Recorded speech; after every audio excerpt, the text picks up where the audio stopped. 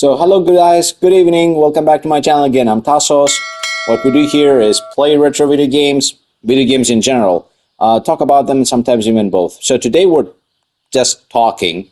We'll get back to these videos, playing. I had lots of fun lately with that Splatterhouse challenge. I was grinding my gears not to try that because I knew it would be giving me basically an unfair advantage. I absolutely love that game. Even having not played it in months, I managed to just go through it without continuing. So, yeah, just if you wanna watch that, if you're curious enough, you'll find that on my channel as the previous video. We also had an amazing Ghosts and Goblins challenge. I was a lot happier participating in that one. I didn't feel like I would actually be overqualified or anything like that because this game can beat my ass any day. Yeah, absolutely crazy good challenge. Tomorrow I'll be announcing the final results of the Showtime challenge. Again, thanks each and everyone for your participation. Some real great runs there. Some incredibly crazy scores. Yeah, I'm looking at you, Mel. And of course, some crazy fast times using Johnny Case. I'm talking about you, Nick. If you know, you know. And he basically had an issue with his recording, and yet, I have that much time left. Can I do it? Of course I can do it. Amazing stuff. We'll talk more about those tomorrow. And today I thought it would be a great idea to handle a video response video. Last time I watched my buddy Subliminal VCR talking about his guilty pleasure video game, talking about Pit Fighter on Mega Drive or Sega Genesis, if I recall correctly. And guilty pleasure is a thing. It's not just about video games. It basically comes down to pretty much anything that, in general consensus, it might not be a great thing. Many people might not like it or find it of great quality, and yet you manage to have fun with it, or you manage to see something that maybe other people cannot see, or you happen to associate it with a funny or happy memory. Whatever the case, guilty pleasure video games do exist, and today I'm going to be uncovering my own. And I think, if people thought Subliminal VCR's, Pit Fighter, sounded a little bit crazy for many people, which for me, it doesn't really sound all that crazy. Having digitized characters in terms of graphics was a big thing back in the day. It was more than a novelty. It was the new thing. It brought in a new depth of realism. I think that was popularized, if not first time recorded, with Mortal Kombat. I could be wrong. It would be the other games that did this before Mortal Kombat. But it was more certainly popularized because of Mortal Kombat. People were down into playing games like that, especially if we're talking fighting games like Pit Fighter. For me, it sounds a great deal.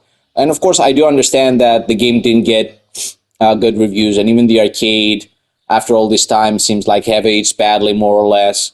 But yeah, you get the idea. My own guilty pleasure, though, I don't think it could get much slack, even though I'll try to make the best out of it and try to at least help you see the things from my perspective. And because, there's no delaying that, this is my guilty pleasure video game. Friday the 13th on NES, absolutely regarded by many to be one of the worst, absolute worst, which to me sounds exaggeration, over-exaggeration. But people often regard this as one of the worst inclusions on the NES library. But hear me out, and I'm holding a US copy, actually, of this game. I'm pretty sure it's from the US. It says Revision A. This is a circle, but there's only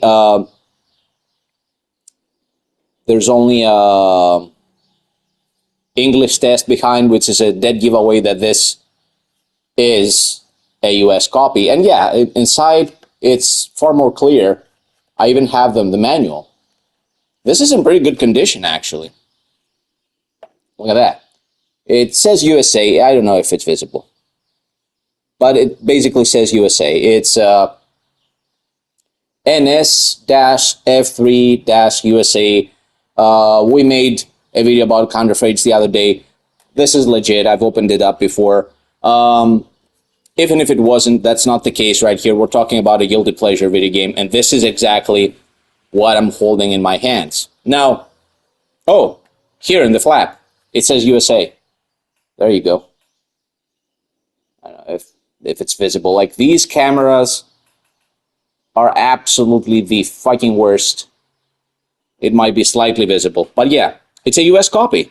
I played on my PAL NES because I have it like region unlocked, and the game plays just fine. It has some minor graphical glitches up on the display bar, you know, showing like the characters or something, but minor things like that. So people have bad memories about this one. Well, obviously not each and every one, but yeah, usually people don't speak fondly of this one. First of all, who's gonna back a game that has this horrendous logo up there? Like, this rainbow is the rainbow of destruction. This is the rainbow straight from hell. And second and foremost, isn't NES supposed to be a kid-friendly console? Like, first of all, you pick one of the biggest slasher flicks back in the day, you make it into a video game that every kiddies can play, any kid can play, and forget about that. I know it's just pixels and stuff, but even the game over screen is horrendous. Like, it basically says, and I quote, "You and your friends are dead. Game over." Now imagine being like an 8-year-old and playing this one and see that ending screen, that game over screen. Absolutely, I don't know, mind-numbing, to say the least. But yeah, what was the deal with this game? Why did people hate it? Let me pause a little bit. Sorry, I was practically being blinded by the light. I fixed that, and I'm pretty sure you have a better view yourselves. Anyways, this game had plenty of flaws, plenty of issues, and the first thing that comes to mind is that the actual mapping system, and I don't mean like the buttons on the controller, I'm talking the actual map in the game, the in-game map, is confusing to say the least. There are some times that you might be walking towards the right side of the screen, and you press start and you realize after a while that all this time you've been walking backwards. You've been going like towards the left side. It can be confusing, but the more you play, the more you realize it's basically you going in circles. You know, there's a big circle.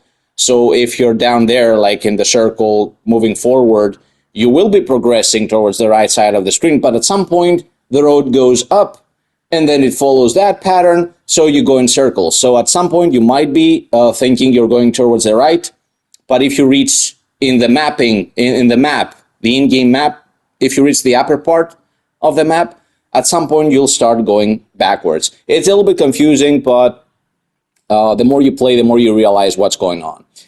Then there are some paths, forking paths in Crystal Lake. Like, if you haven't played the game, it's all about Crystal Lake.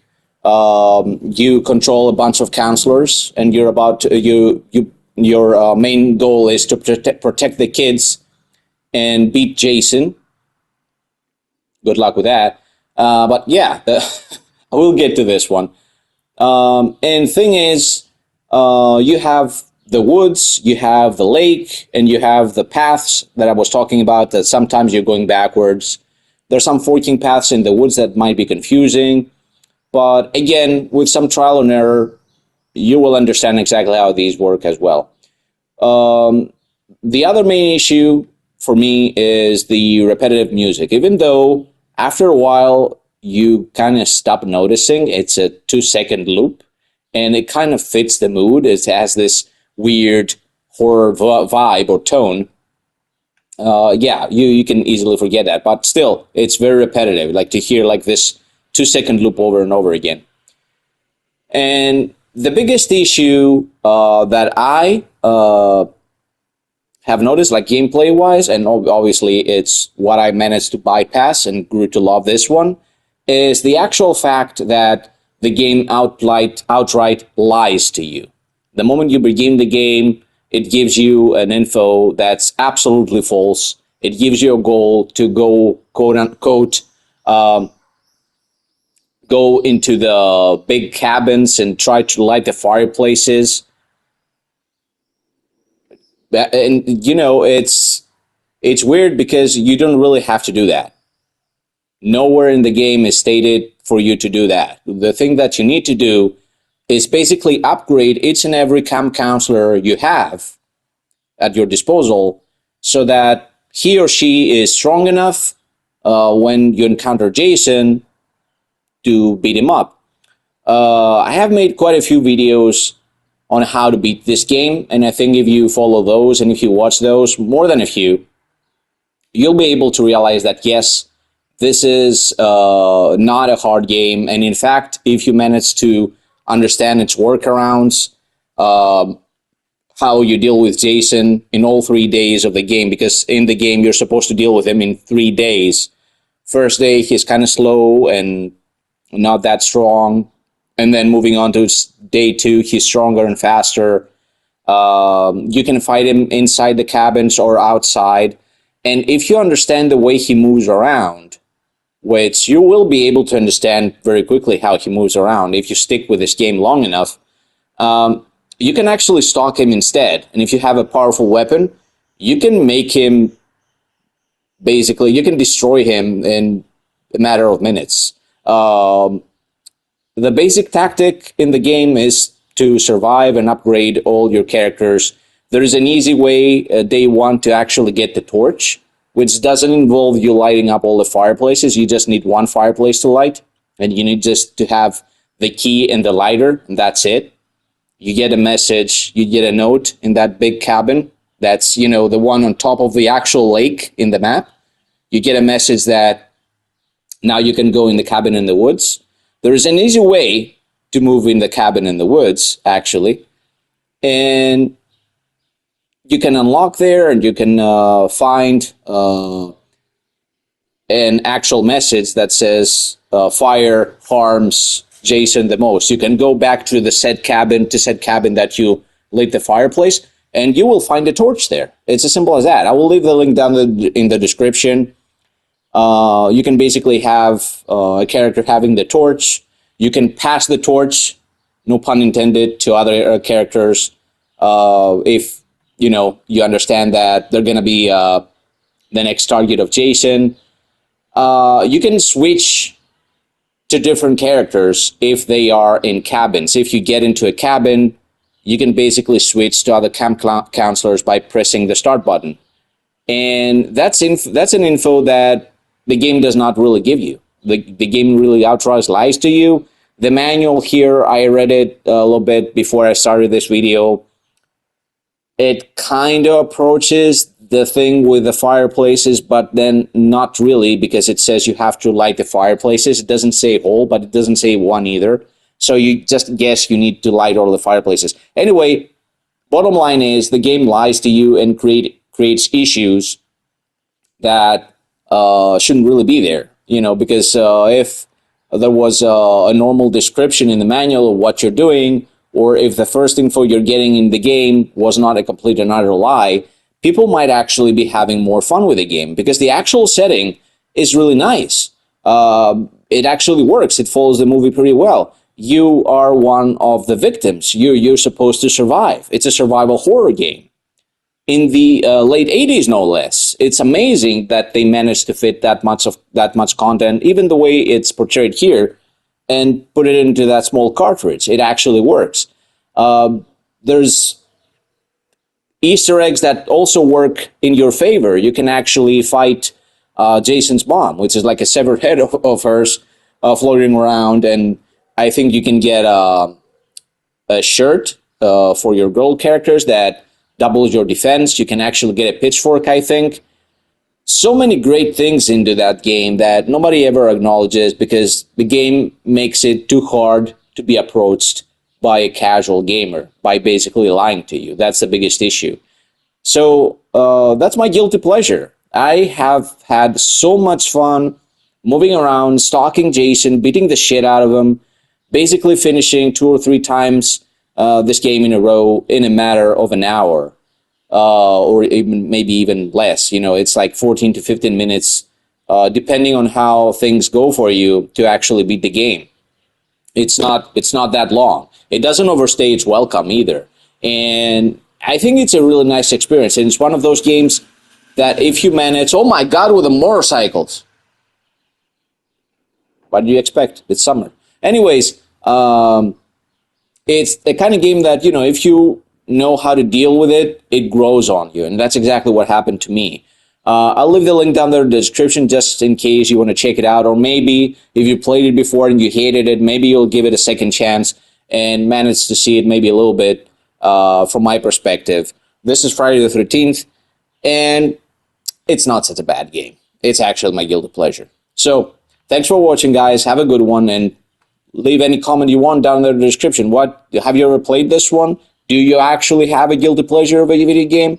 I'm interested. I'm interested to know your opinion. Sorry about that. How about that? I'm really interested to know your opinion about guilty pleasure video games, and if you ever had one, if you do have still to this day, if you really play a game that everyone else considers to be trash, but you actually enjoyed it. So thanks for watching. We'll be back tomorrow with the final results of the Showtime Challenge. I might be able to attempt the No Jump Challenge on Mortal Kombat as Raiden. Until then, keep it retro, keep it safe, and yeah, whatever. I'll see you next time. Bye.